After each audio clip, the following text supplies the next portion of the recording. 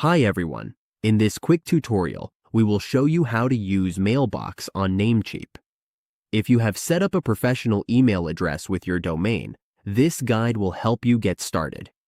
Using Namecheap Mailbox helps us keep our domain-based email professional and organized.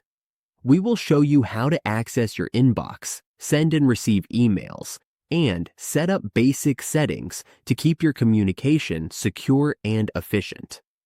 Now first, open your browser because we will teach you the simplest way to use your email in Namecheap. Now follow along with us. Even if you are new, you can follow these steps. Now go to Namecheap.com. Once you are already on Namecheap.com, log into your account. After logging in, go to your private mail settings on the account to manage your email. In the upper right corner, you can see the private email option, or you can go to your dashboard. Once you are here, you will see your domain that is active. Choose the active one. You can click Manage here. If you have not yet created an email, you just have to create email. Create this email by entering the mailbox name.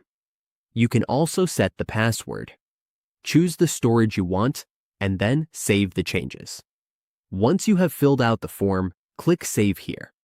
Now, you can manage your inbox. You can write here if you want.